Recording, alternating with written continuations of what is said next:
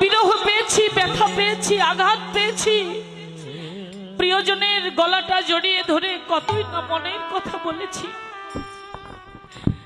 কিন্তু ঠাকুর ঘরে প্রবেশ করে, মন্দিরে প্রবেশ করে ঠাকুরের বিগ্রহটা বক্ষে জড়িয়ে ধরে যদি বলতে পারতাম, প্রভু আমরা বড় অপরাধী,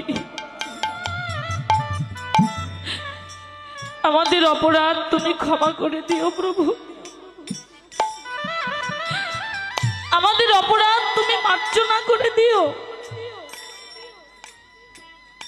কোনদিন ভগবানের চরণে আর্তনাদ করিনি,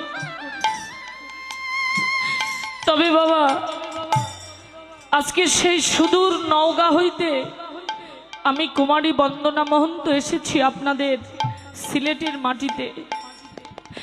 সর্বপ্রথম বলতে চাই আপনাদের জনম ধন্য, জীবন ধন্য, এহকাল পরকাল ধন্য, কারণ আপনারা গৌড় দেশের মানুষ, আপনারা গৌড় দেশের মানুষ।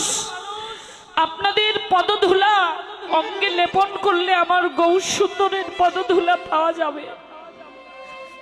হ্যাঁ, সিলেটে আসি, বছরে 2-4 বার আসি, কারণ এখানে না এলে কীর্তনের যে মধুরতা, কীর্তনের যে আনন্দ, আপনাদের মতো ভক্ত সঙ্গ না পেলে ভালো লাগে না, আস্বাদন হয় না।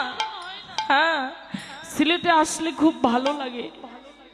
এই গৌড় দেশের মানুষের আনন্দের বদনগুলো দর্শন করলে যে কত আনন্দ হয়। আপনাদের পদধূলা পেয়ে আমরা ধন্য।